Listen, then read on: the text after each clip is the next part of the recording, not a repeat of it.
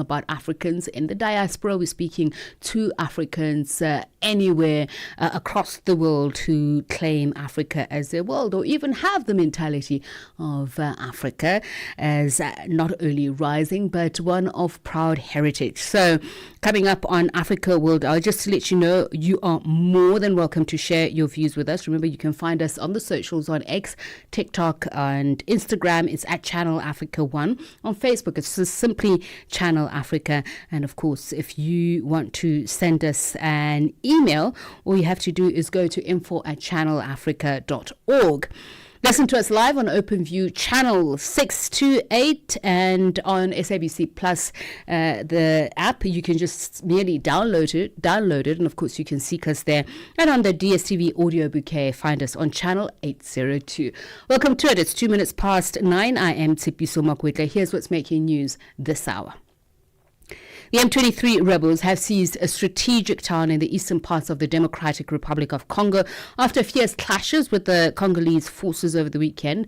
The seizure of the Lunyasenge town is a violation of a ceasefire that was mediated by Qatar and signed by both warring sides last month. Christo Chamringa has more from Kinshasa. Fighting erupted between the M23 rebels and Congolese forces backed by the Wazalendo militiamen near the shores of Lake Edward in the east of the Democratic Republic of Congo. The death toll is still unknown, but many people are reported to have died. The rebels are now in control of the strategic town of Lunyasenge, which connects to the cities of Beni and Butembo by boat. The Congolese army has confirmed the seizure of the town. According to a statement released by the army spokesperson, the M23 rebels, supported by the Rwandan army, carried out the attack in flagrant violation of a recent ceasefire. But the rebels and government forces have continued fighting, forcing thousands of people to flee their homes. And on to another story of interest this hour. This is South Africa's Democratic Alliance referring to the Employment Equity Act as a race register. The party is taking the government and the Minister of Labour to court over what they refer to as a draconian law that is unconstitutional. DA Federal Council Chairperson Helen Zille believes government is introducing race quotas that are unconstitutional. You can't just do anything in the name of redress and claim it is fair discrimination. There's a benchmark that has to be reached to qualify as fair discrimination under Section 9.2. And this Act fails that benchmark test 100%, we believe. And that is the primary constitutional argument that we will be making in court. We have a technical argument as well, which is that this Act should have been tagged under Section 76 of the Constitution because it has such a profound impact on many of the provinces. And now we talk about this. The African Union Commissioner for Agriculture, Moses Vilakazi, says Africa should utilize agriculture in dealing with hunger and food security on the continent. Vilakazi spoke to SABC News on the sidelines of the launch of the Comprehensive African Agricultural Development Programme Strategy and Action Plan in Kempton Park. Today's event is very, very important in the African calendar, particularly at AUC. In one of the things is that we are looking at agriculture, which is the cornerstone of the development in Africa. Africa in general is agrarian, and therefore that means we've got to be pushing the agriculture agenda at all costs.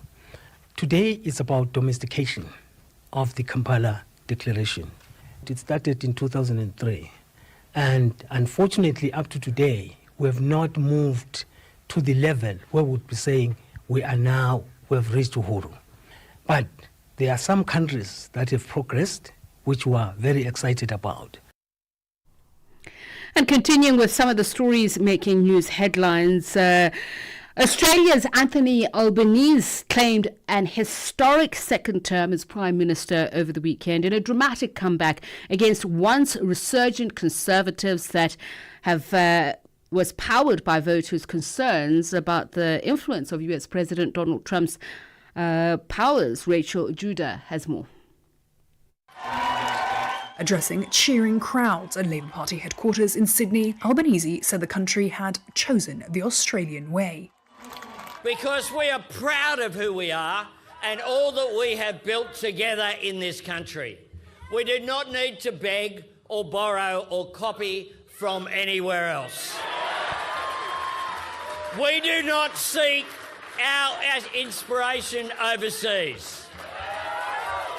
We find it right here in our values and in our people.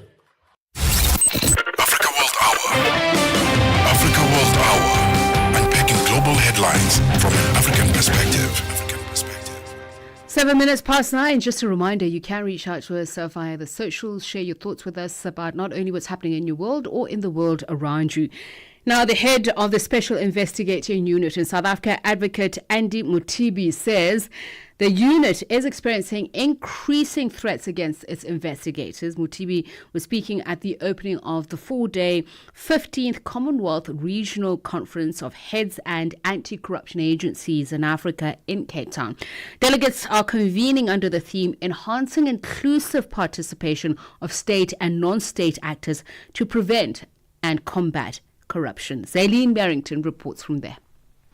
Different corruption busters from at least 21 countries are under one roof to discuss ways to combat and prevent corruption. And while they are trying to make a dent, the pushback is also getting stronger. Mothibi says the SIU is often served with court papers in an effort to get them to drop an investigation, and in other situations, the threat becomes more severe. In other instances, it can really be almost deadly. We have experienced it in the lottery investigations where our investigators were actually receiving threats, and we had to make sure that we arrange protection. We have seen it in our investigations, in the Fort Hare investigations. Our investigators were threatened. The SIU has officially launched its academy. Mothibi says it's been expanded to strengthen the unit and several government institutions. The academy focuses on anti-corruption training programs. We really just singling out cyber because we know that the corrupt really use the cyberspace to commit corruption, right? So we want to make sure that from a cyber perspective, we strengthen the capacity of our investigators, of our institutions. So from a training perspective, we open the training to South Africa, government state institutions, including state-owned entities, law enforcement. We also speaking to other stakeholders, like the civil society and so on. Justice and Constitutional Development Minister Mamoloko Kubai says as cybercrimes continue across the globe, law enforcement must also incorporate modern technology in their investigation methods. Through artificial intelligence, vast amounts of data can be easily analyzed and patterns can be detected much faster. By using sophisticated algorithms, AI systems are trained to identify and recognize patterns of suspicious spending, detect sudden shifts in financial behavior, and highlight inconsistent behavior that may indicate bribery, fraud, or money laundering. The 4-day conference will also be addressed by former Chief Justice Raymond Zondo and Public Protector Koleka Kaleka. Zaylene Merrington, Cape Town. All right, so let's go to that top story that we mentioned earlier on with Mariamo. So reports say that South Sudan's government is planning to dismiss Riek Machar, the first vice president, and haul him before a court if an ongoing investigation finds him complicit in renewed violence in that country. A panel is determining whether or not there is sufficient evidence to bring Machar to trial. Machar, who's been under house arrest since last month, and several members of his Sudan's People's Liberation Movement and opposition forces face allegations of stoking of stoking clashes between the White Army militia and government forces. The former rebel leader was brought into the government under a 2018 power-sharing deal to end 5 years of conflict in the East African nation. For more on the political situation in South Sudan, we are joined now on the line by Professor Jock Madut Jock, a prominent South Sudanese political analyst and professor of anthropology at Syracuse University in the United States. Professor Jock, a very good evening to you. Such a great honor to speak to you after so many years not having spoken. I would love to hear what your thoughts are on this latest move and whether or not it really is in a bid to reach some sort of peaceful resolution. Yes, I think the country is in a quandary at the moment. The house arrest of the vice president was really seen as the death knell of the peace agreement, of the 2018 peace agreement, because it's unfathomable that you would still carry on to implement a peace agreement whose principal party is in jail. And his other senior officers in the army and in the political organization are also either behind bars or have fled the country or have retreated to the bush with the potential to restart a war.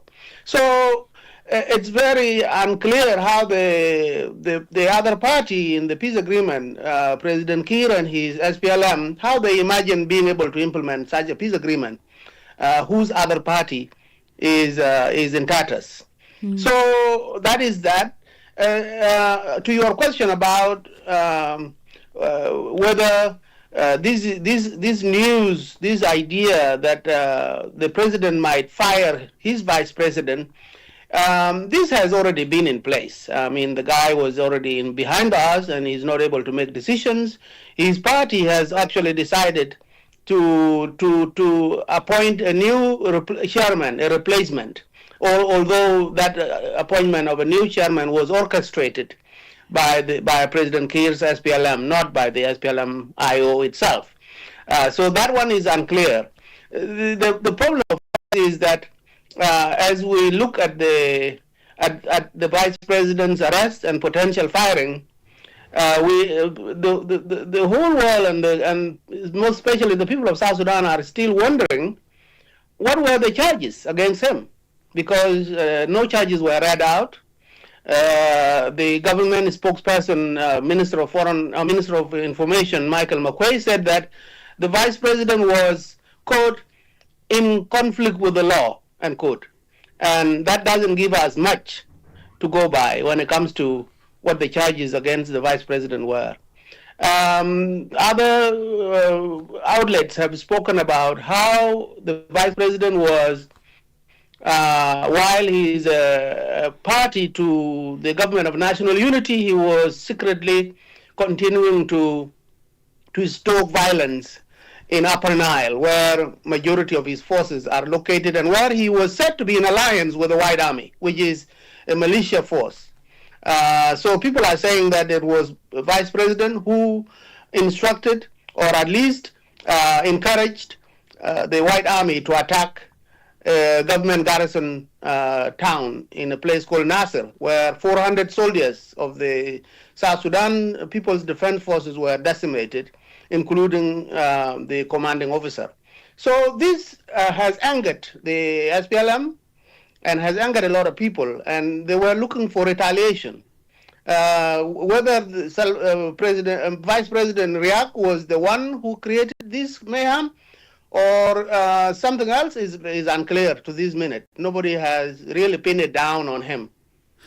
So I'm glad that you brought it there, because I want us to trace the trajectory of the transitional government and the agreement that brought about the inclusion of Riek Machar, and also perhaps reflecting on the final fate of John Garang. Could you perhaps have foreseen this end? Well, you know, when the country became independent, the whole world rejoiced, as you know, and that the country that South Sudanese had been yearning for was finally born, and that now people will be on their way to creating a functioning state, a state that will heal the wounds of 50 years of war, and including being able to mend some of the ethnic divides that had taken place during the liberation cause. Now, Riek Machar was involved in a kind of a revolt against John Garang in 1991. And the people in the SPLM, who remain in the SPLM, have not forgiven him for that ever since, including President Kiir himself, who is the only surviving principal founders of the SPLA at that time. Riek Machar was never forgiven for that 1991 split because it set the liberation cause back many miles.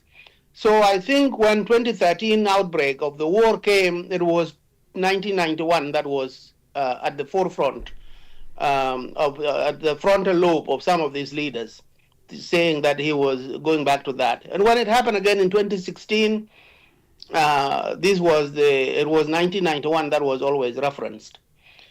Now, in March of this year, when this debacle in Nasser happened, all of that history was being revived, and that perhaps to preempt another round of war supposedly caused by Riek Machar, the best solution was to do away with him from the political scene. Hence the house arrest, and now the debate about whether he should actually be taken out of power altogether and appoint someone else in his place.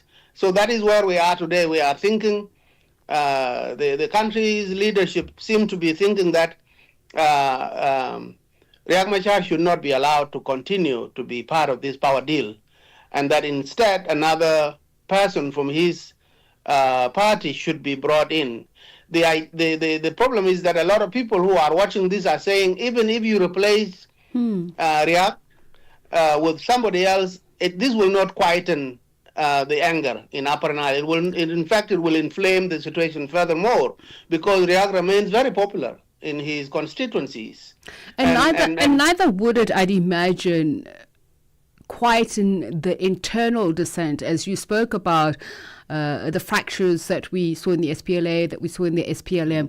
And according to the revitalized agreement on the resolution of conflict in South Sudan, it speaks about in Article 1.42 about what it calls a collegial mechanism and transparency in the international the international community support of the final acquisition of peace. But is there any evidence of that? And what would collegial really be understood to be if there is continual power sharing disagreements, both internally and externally, in these parties that continue to fracture?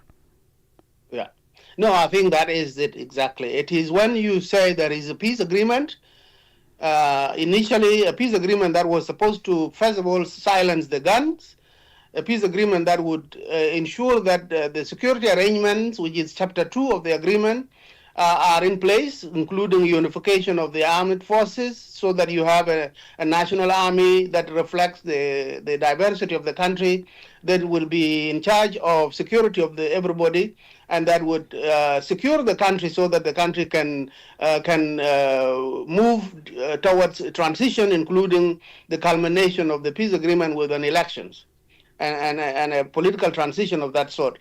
All of that did not happen. The peace agreement has not translated into peace in the lives of everyday people. People all across South Sudan are still dying from communal conflict, but also from these IO, SPLA, SSPDF wars. So the security of the people of South Sudan is not guaranteed by the peace agreement. In fact, you would say, if that is what you call peace agreement, you wonder what it would be like without a peace agreement.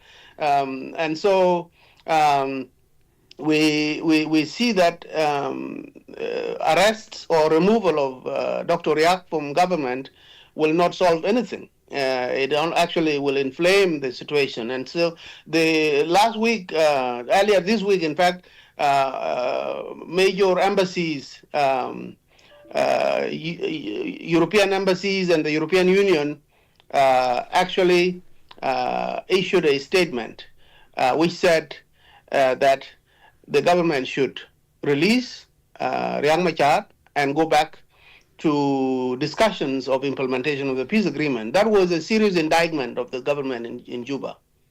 But you, Prof, have been, since the inception of these conversations around the instruments of reaching reconciliation and peace. So you've been part of the consultation, you've been part of the think tank machinery around this. And I want to talk about neutrality, I want to talk about objectivity. So you mentioned some of these articles that ensure that there is a separation of powers and there's a supremacy of the rule of law that creates a partnership, a relation that provides equal status for all parties. But my question is, for instance, if we look at the commissions that are charged with this, the Joint Monitoring and Evaluation Commission, have they been able to act in a manner that facilitates fairness? And that includes IGAD and the African Union, because we know that this conflict has had way too many hands in the pie. Yeah, I think the so-called peace grantos, including GMAC that you mentioned, including committees of the East African Commission, IGAD commissions, and the African Union, all of them have been seen as the grantos of the peace agreement, meaning that when there is lackluster implementation, they would come in and exert pressure on the parties to move towards full implementation. The problem is that these institutions are not so free and neutral. They are still beholden to the countries where they come from. The East African countries and their leaderships are not entirely non-partisan. As we speak, the government of Uganda has its forces in South Sudan. So UPDF forces are fighting alongside SSPDF against these militias. So Uganda cannot be a neutral body. Kenya has also been asked to mediate another round of talks, but the government continues to meddle in that process, the government of South Sudan. All the countries in the region are not neutral. So it makes the organizations, IGAD and GMAC and the African Union commissions and so forth, they come in on the side of the government. Today, in fact, there was a delegation led by the chair of the African Union Commission. Today, they were in Juba, together with a delegation from IGAD. And when they came out of that meeting, their comment was that they had come to give solidarity to the people and government of South Sudan. They did not talk about the fate of the vice president. They did not talk about the fate of the peace agreement. And in fact, a lot of South Sudanese will say that, on the contrary, the mediators and the grantos have made it impossible for the government to implement peace agreement because they always side with the government. So the government gets beholden by the international attention and the fact that the international community is on the side of the government rather than be in the middle. Right. And a lot of voices are now saying maybe instead of insisting that the peace agreement be implemented, that they should declare the peace agreement a failure so that a new dispensation can begin, rather than insist on something that has not worked for 7 years. Prof, and I hope that's a conversation you and I can have in the near future to talk about what the composition of that ought to be for it to be successful. Thank you so much, as always, for your time, Professor Jock Madut Jock, a South Sudanese political analyst and professor of anthropology at Syracuse University in New York. Thank you, ma'am. Tem algo em mente? Você é apaixonado pelas questões que importam? Tem uma voz que merece ser ouvida? Nós temos a plataforma perfeita para você. Ligue ou envie uma mensagem no WhatsApp +27 64 801 4724 e vamos chamá-lo de volta. E você pode fazer parte da conversa. não é só conversa, é a sua oportunidade de expor os seus pontos de vista, partilhar as suas opiniões e envolver-se com uma comunidade que valoriza a sua perspectiva. Siga-nos nas redes sociais, visite o nosso website em www.channelafrica.co.za e prepare-se para partilhar as suas opiniões no Canal África. Canal África, a perspectiva africana. Você é fluente em português? É apaixonado por rádio e quer trabalhar na África do Sul? Você tem documentos que o qualificam para trabalhar na África do Sul? Nesse caso, podemos ter uma oportunidade para você trabalhar no Canal África. Envie seu currículo e demonstração para Canal África at newsroom@channelafrica.co.za. Lembre-se, se você não receber alguma resposta nossa em 14 dias, isso significa que você não foi selecionado. Canal África, a perspectiva africana. 27 minutes past 9, you're listening to Africa World Hour here on Channel Africa, the African Perspective. So we continue with news on this. The South African-based independent public policy think tank, the New South Institute, that is NSI, has been at the forefront of driving reforms in government aimed at improving public service delivery and enhancing the quality of life for all South Africans. One such initiative, they say, is the Public Service Amendment Act, which was passed by Parliament last year and is currently before the National Council of Provinces. For more on this, we're joined now on the line by Yolisa Makasi, New South Institute Head of Public Service Reform. A very good evening to you, and thank you so much for speaking to us. Good evening, madam. Thank you very much. In a sentence, what would you say is the strategic work that you are doing in South Africa with regards to the subject that we've just mentioned?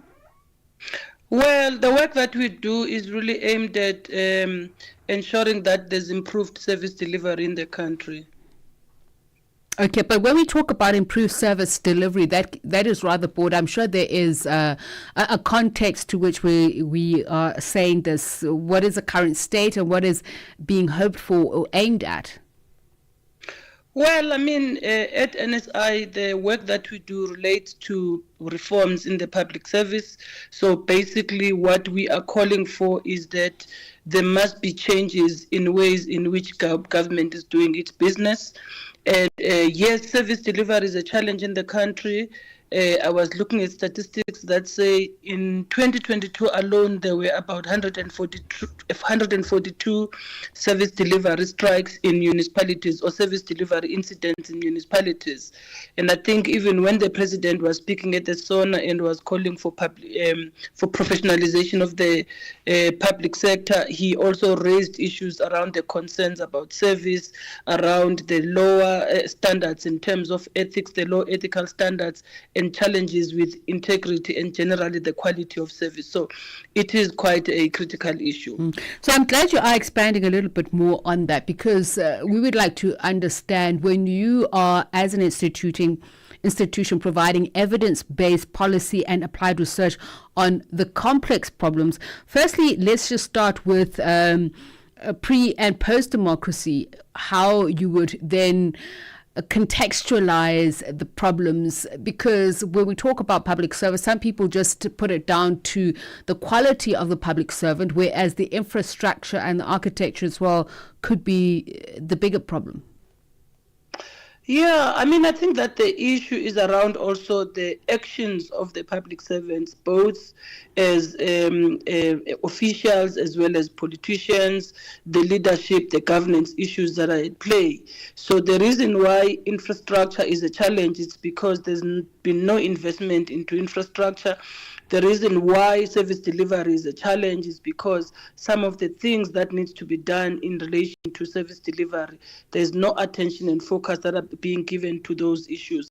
Specifically, the work that we've been doing currently, we have been participating in the provincial public hearings that are taking place throughout the country, the NCOP, National Council of Provinces, where government is amending one of the major legislation that set up the public service, which means your national and provincial departments, and enables them to work. And we've been part of that process because one of the issues that we are raising is that we understand in 1994 in post-democracy that the ANC-led government had to give responsibilities to politicians, because obviously there were trust issues with the bureaucracy that was in place at that time, mainly from the apartheid era of white males who were running the system.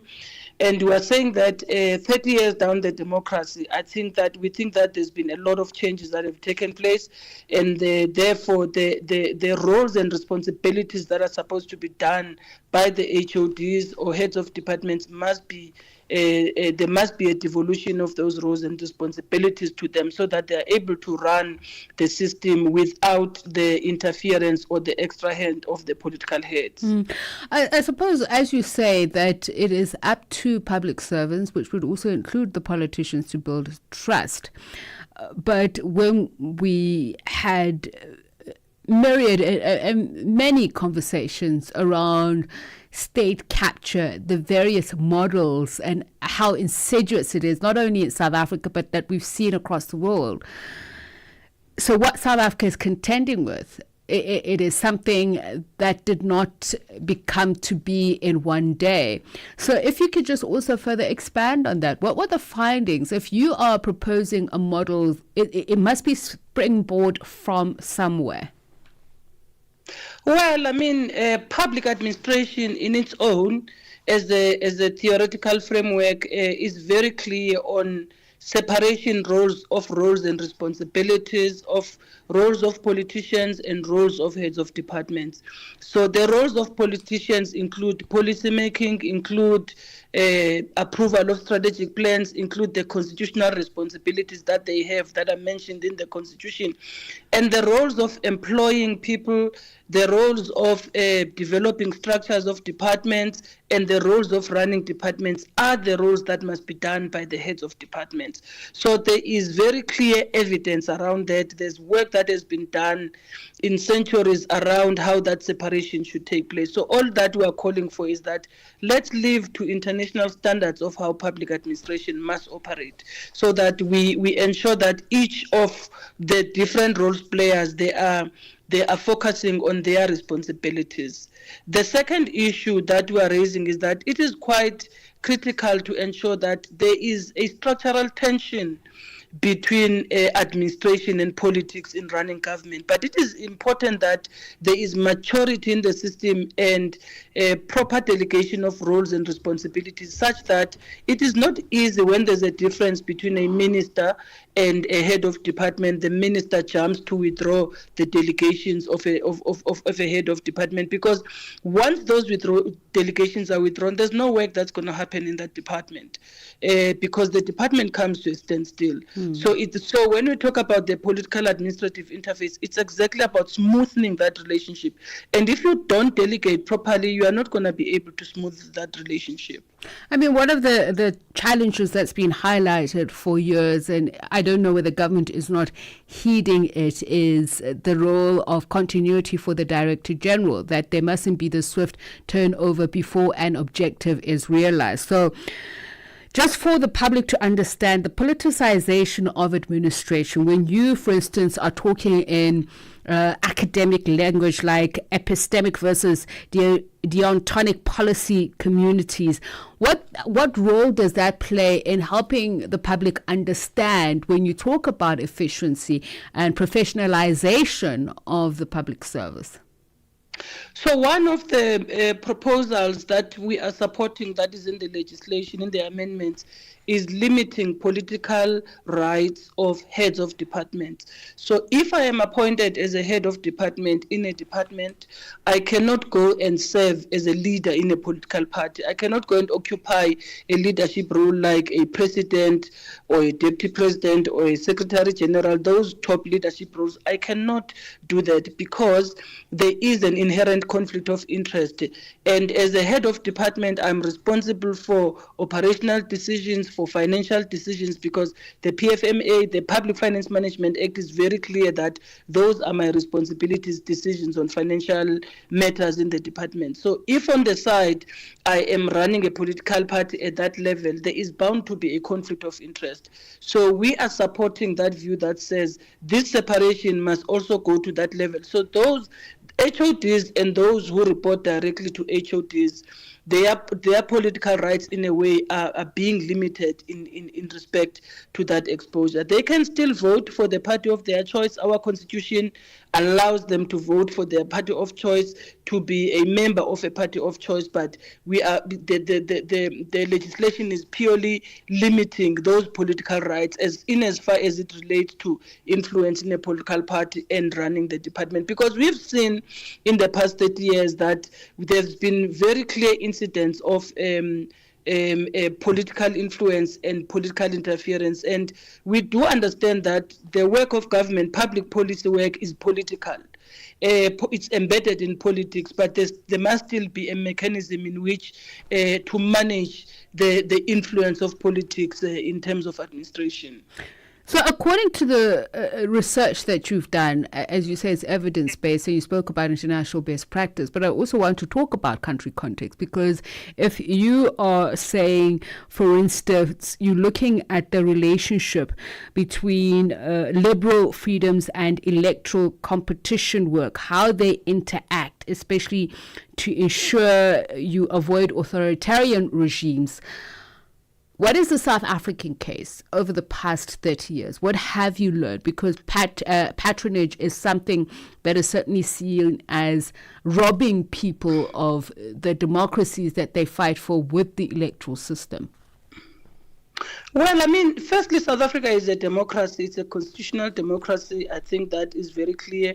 We are governed by a constitution, and the constitution is very clear on the Bill of Rights. Chapter 10 of the constitution is very clear on the values that govern public administration, values of fairness, values of being professionals and being ethical in terms of how public servants are carrying their roles and responsibilities. And when I talk about public servants, I'm not just mentioning officials, but that also includes political principles. So that basis, the Constitution lays the law in respect to how these things are done. So if there's cases of patronage and all these things that are alleged, and some of them we've seen, by the way, in terms of the Zondo Commission and some of the people who are appearing at the Zondo Commission, those issues are issues that are not supported and grounded in legislation in the context of South Africa, because we are a constitutional democracy. And your findings are that over the last 30 years, emerging epistemic communities in the field of public administration have been constrained. Yeah, certainly. I mean, one of the reports that we're going to be issuing soon looks to the issue of the aging public service. And it's a critical report because, again, it's going to show you how constrained the public service is getting, or how it is constrained in general. If you look at the numbers of people who come into the system, if you look at the ages of the people who are in the system, we have a big void in terms of participation. There's almost like one group of people, those below 35, who are in very, very small numbers compared to those who are 50 and above, or 55 and above, due to exit anytime soon. So there's definitely an issue around there. In terms of developments of public administration in South Africa, I think that we have seen a lot. There's been movements away from your traditional public administration, even though there's very strong features of traditional public administration, but there's been some movements when the new public management was introduced. But again, the new public management, if you look at critique of the new public management, and we've seen it on the ground, the fact that it is contributing to hollowing out government because of the outsourcing and because of creation of multiple agencies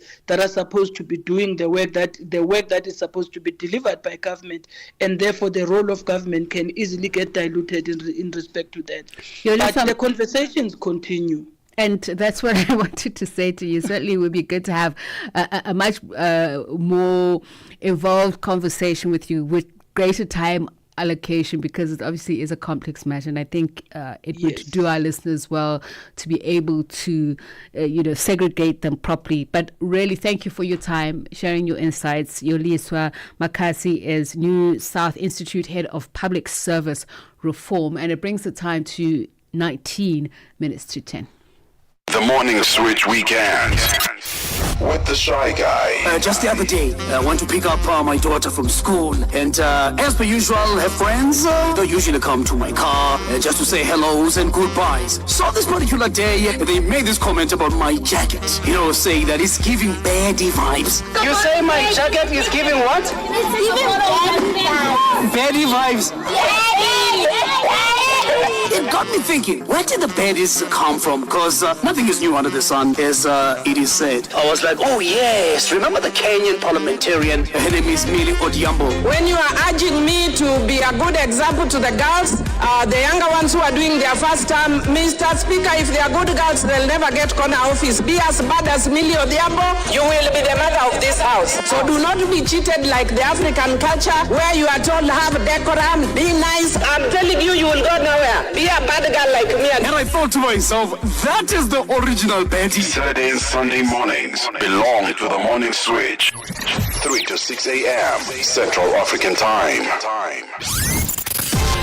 At the forefront, the most pressing issues on Africa World Hour with Sipiso Makwetla. Channel Africa. It is Africa Month. It is Africa World Hour. We continue conversations on some of the world's and day's top stories. And this time we talk about, as the world comes together today to celebrate World Portuguese Language Day, a global tribute to the Portuguese language that links over 265 people across continents. Recognized by UNESCO and initiated by the Community of Portuguese Language Countries, the day reflects on the language's cultural richness, and we are joined now on the line by Professor Jose Francisco Pavia. A very good evening to you, and thank you so much for speaking to us. Thank you for inviting me. Good evening. And obviously Africa having a very interesting colonial past and relationship with the Portuguese language. I'm interested though in understanding how much it's evolved from the minute it was brought to the continent and how it's been made more, Africanist in nature, with the etymology. There's so many changes across the decades and generations. Mm-hmm. Thank you again for inviting me. Yes, of course, today is the day of the Portuguese language worldwide. The UNESCO, the UN Agency for Science, Culture and Education, just marked this day as the International Day of Portuguese Language. And the Portuguese language is very important, not only in Africa, but all around the world. Today is one of the main languages in the world. It's spoken by 265 million people all around the world, in Europe, in South America, and also in Africa, but also in Asia. And it is the official language of 6 African nations. And it is estimated that it is spoken by Africa. But we have some interesting news for you, because in the future, since Africa is experiencing a lot of increased dynamics in demographics, in the middle of this century, Portuguese is going to be one of the main languages, Western languages, in Africa, after English, and so with the French. So, as you can see, it has a bright future in front of it, especially in Africa. So there are various cultural events and activities organized worldwide to raise awareness of the importance of the Portuguese language. From what you've seen, staged and heard about, what would you say were notable? Yes, it's very important to alert people on the importance of the Portuguese language, because sometimes it is forgotten. For instance, I have to tell you that there in South Africa, where you are right now, the fastest growing non-official language in South Africa is Portuguese. It's first spoken by immigrants from Portugal, especially from the island of Madeira, and later black and white settlers and refugees from Angola and Mozambique. after they went independent from Portugal. And now by more recent immigrants from those countries again. So it's one of the main languages, even there in South Africa, and I would say that in the whole of Southern Africa. It's a language that is celebrated in dozens of international organizations all around the world. For instance, just there in Africa, it's one of the official languages of the African Union, but also the regional organization which you have there, which is the SADC, the Southern African Development Community. And also others in West Africa and so on. So we mark this celebrating the brilliant future of this language, because one of the things that people don't know also, it's one of the main languages on the internet. It's the third Western language in the internet after English and Spanish. Because of the Brazilian people who stay a lot in the internet. So as you can see, there are lots of events right now going on.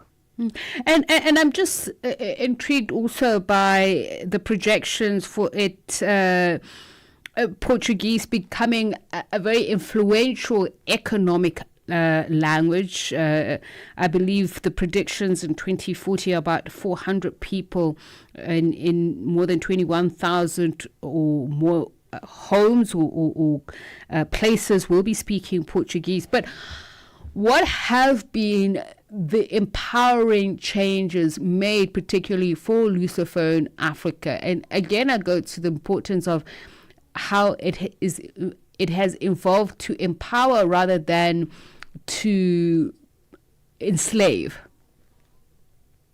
Yes, we have to understand that as an official language in lots of countries in Africa, and I'm just talking about the two that are near you, which are Mozambique and Angola. For instance, in Mozambique, that I know very well, it's the language of the nation of the Mozambicans.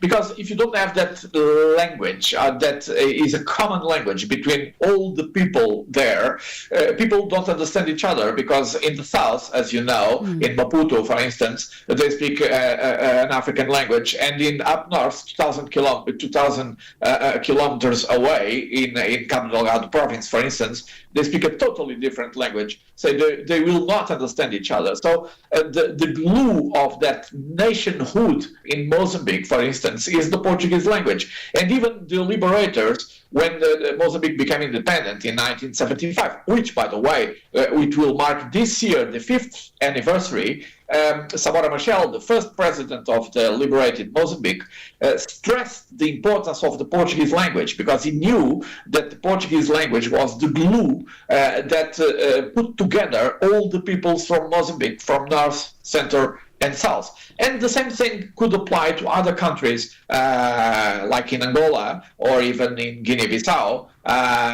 which are also Portuguese former colonies. And the Portuguese language was very, the importance of the Portuguese language was very emphasized by the liberators, by the ones who got the independence from Portugal. So they never abandoned the importance of the Portuguese language. They established the Portuguese language as their official language, and the Portuguese is the glue that get together those people who sometimes are so far away from each other.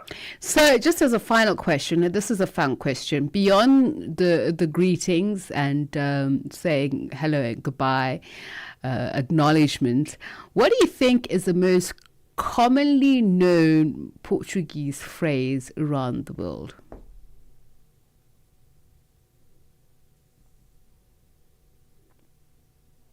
Was that too tricky? Sorry, I missed your sound.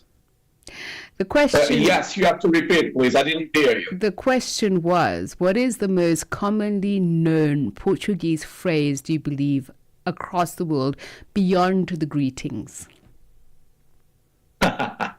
Well, Portuguese people are people who like very much their gastronomy. So I would say that one of the main dishes is bacalhau. So maybe you have also there in South Africa Academia do Bacalhau, which celebrates that kind of food.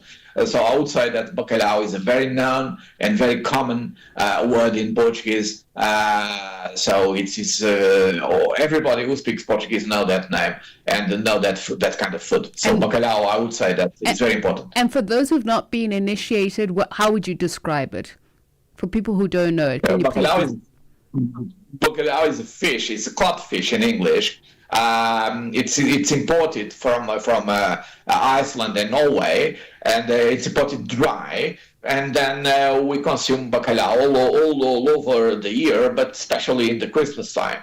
So even there in South Africa or in Angola and Mozambique, where you don't have bacalhau, you have to import bacalhau mainly from Portugal. But if you go to someone from Angola or from Mozambique or even from Portugal, at Christmas time especially, you will see that the main food is bacalhau. So it is a bit strange, but it is like this. So bacalhau is very known. It's a very known word. So I would say it's also a part of the Portuguese culture.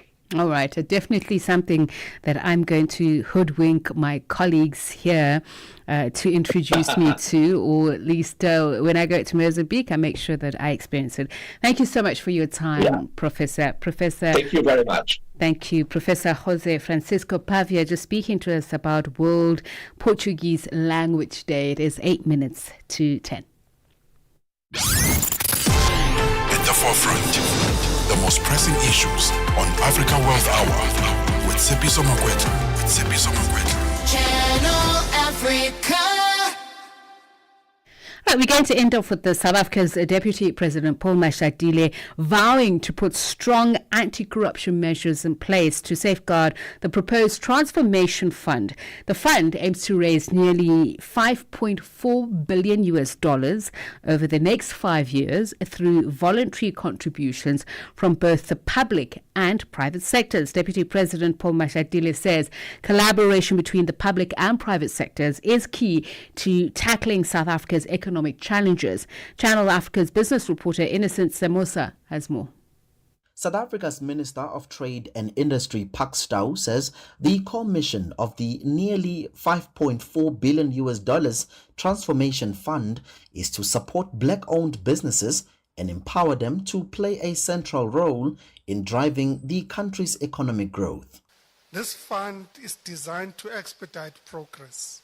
It will prioritize high-impact projects that address urgent economic and societal challenges, whether modernizing critical infrastructure, scaling renewable energy solutions, or empowering industries to adopt advanced technologies.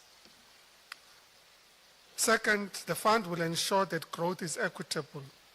We will direct resources towards initiatives that dismantle barriers to opportunity, geographic, demographic, and socio-economic.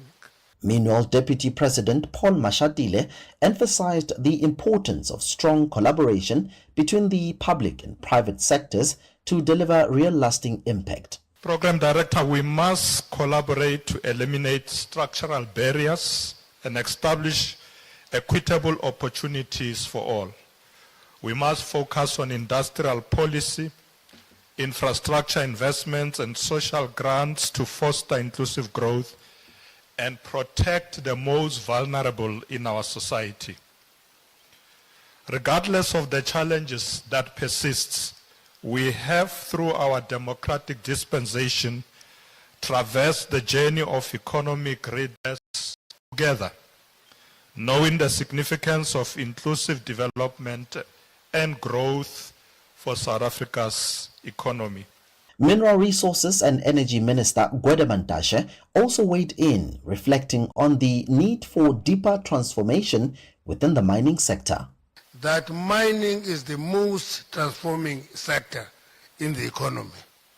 I want you to demystify that and say it's not true. It is a sector where women were not allowed to work. Okay. Women were not allowed until something dramatic happened and they were employed.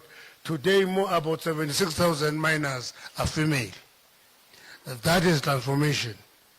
Number two, in a research we conducted 3 years ago, we discovered that all major mining companies do not have less than 50% of black managers at all levels.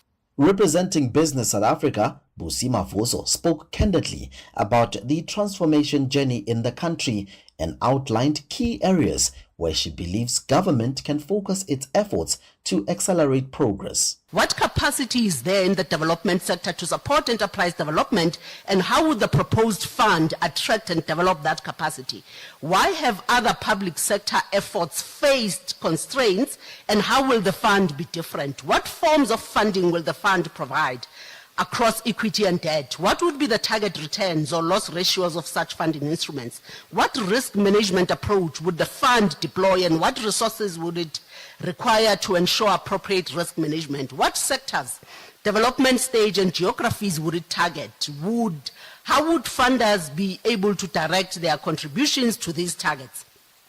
I think we shouldn't fall foul of being excited about numbers. 100 billion rands looks like a very attractive number, but what are we hoping to achieve with it? What are we solving for? It's clear that transformation remains a central theme in South Africa's economic agenda, and while bold funding commitments are being made, all eyes will be on how they are implemented. For Channel Africa News, I am Innocent Samos in Pretoria. At 7 minutes to 10, in just a moment, we're going to hear from Sheila Ndugumana to find out what's happening on hotlines this evening. But of course, we'll be back with more news tomorrow. We'll continue reflecting on Africa Month and, the stories that are of interest to you and me, and even those that aren't making it onto your airwaves. Please bring them to our attention. Write to us, send us text, whatever you do, just do let us know what is happening in your world. Ms. Sheila Ndugumana, you have made it to the studio. Welcome. I know, in style. I know, I saw that. Did you see? In a rather HRH manner, like you just glided in. Listen, on the show today, in the very first hour, we're going to be talking to Julian Haas, who firstly is going to be talking to us about the importance of maintaining your mental health in a relationship, which is very important, the equivalent to self-love, if you think about it, right? But what I'm much more interested in is Julian's story. Mm-hmm. So she had a moment during COVID that spun her whole life around. Right, so sitting by herself, asking herself important questions, and this then becomes the defining point for her career. She moves from corporate, she gets into counseling, and I want to find out how that journey has been for her, particularly using her story to change people's lives. So then in the first hour, then in the second hour, I was today years old, can I tell you, when I learned that the 5th of May is Day of the Midwives. Yes. Did you know? I did not know. I was today years old, and this just shows that I do not have a child. But anyway, we're going to be talking about firstly, the brilliant work that they do, how they usher in new life into this world, and how much compassion they need to do that. I can imagine dealing with a pregnant woman in that critical moment and having to keep all the calm, all the patience, and still work through that. And actually, what you might not know is your country has some of the best community health programs and has some of the most... in fact, I know one or two who have been recognized internationally for the midwifery work that they do. So this is a passion of mine. So I'm a health activist, particularly in MNCH. Yeah. So, yes, this is something that I know, and I try not to bring too much of myself to the program, or else you'll drown. No, ma'am, please do. Tomorrow we have a whole entire TED talk about it. All right, thank you, Sheila. Sheila, it brings the time to 10 o'clock. And that's it from us, from Africa World Hour. Please do join us again tomorrow, but enjoy your listening here on Channel Africa with Sheila Ndugumana on Hotlines. Good night. Africa Update on Channel Africa with Lulu Kabu. The United Nations Children's Fund, UNICEF, reports that over 3 million children are involved in prostitution globally, while the International Labour Organization estimates that 1 million people are trafficked annually for sexual exploitation. Many victims are lured with false promises of a better future. We have serious problems, Lulu. One, we had porous borders, easy access of these criminal transnational syndicates.